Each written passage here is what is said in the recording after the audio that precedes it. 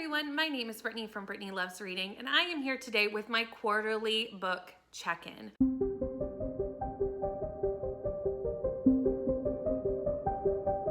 For today's video, I'm going to be looking into all the books that I have read for the first quarter of 2023. Can you believe it's already a quarter of the way through the year? I absolutely cannot. But I want to do a reading check-in with you, show you how my reading's gone in the first 3 months of the year, and kind of let you know some of my reading stats. I always like watching people's stats videos, and I hope you do as well. So the first stat that I wanted to look at was the amount of books I've read in the first 3 months of the year, and that is 60 books. That is a lot for me. This is definitely the most I have ever read in a 3-month period ever. Like, I don't even have to look back and check. It's definitely the most.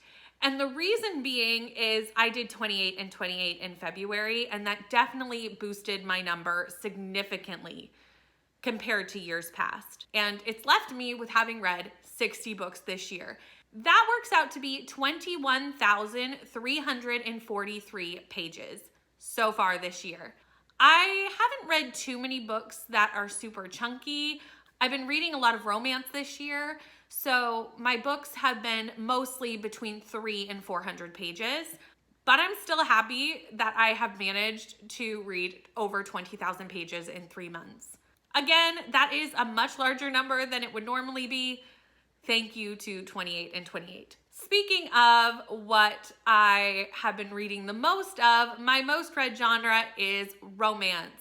I cannot believe that is the case, but it is. I have never been a romance girly. I barely read romance ever, except in December. I love reading holiday romance. And then I never read a romance except for the occasional one until December comes again. This December, I started reading romance and I have not stopped. I have become a romance girly and I cannot believe this has happened. Fantasy and thriller have always been my top 2 genres. Fantasy was my most read genre last year. And as you can see, it slipped a bit in the rankings.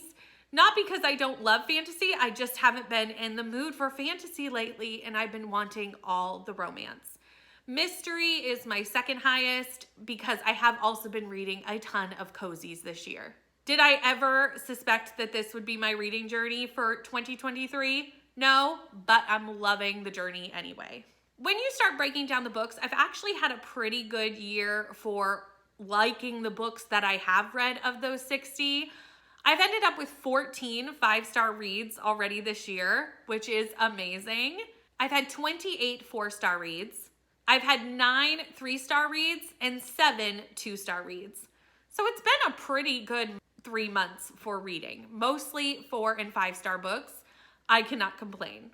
I'm wondering if the reason for that is because I have started DNFing this year and I have not kept track of how many books I've DNF'd, but I have DNF'd a few. Until later last year, I did not DNF books. I was a completionist. I really felt the need to complete every book that I read. My friend Neva from Reading with Neva has really been an influence on me to remember that reading is supposed to be fun, and if I'm not enjoying a book, to just DNF it. And I have become a person who DNFs books, which means a lot of these books I have enjoyed because I haven't been forcing myself to finish books that I'm not as keen on. There are a couple of instances where I have finished books, even though I probably should have DNF'd them because they were for challenges or various other reasons. But in general, I have been not reading books if I'm not enjoying them. So with all that taken into account, my average rating was 3.89. That is an amazing rating. Like I said, this year has been going very well for reading. The authors that I have read the most of are Ruby Dixon and Ashley Rostek. Both of these authors are because I've fallen down a KU rabbit hole. I got a Kindle for Christmas and I'm obsessed, and both of these series are Kindle series that I am reading. The first one is Ruby Dixon's Ice Planet Barbarians. I'm buddy reading this with Leandra and absolutely loving my time with it. And Ashley Rostek is the Witsex series, which Neva told me about, and I read the entire first 3 books in the series in a week. And I'm pretty sure at this point you could probably say at least one of those books is going to be on my best books of the year.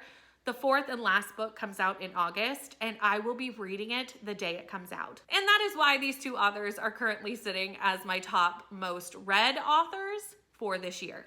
And finally, my favorite book of the first 3 months of the year was the very first book I read in 2023. And that was Babel by R.F. Kuang. This book was fantastic. I absolutely love this book. It will definitely be on my best books of the year list for sure. And it is by far my best book of the first quarter of the year.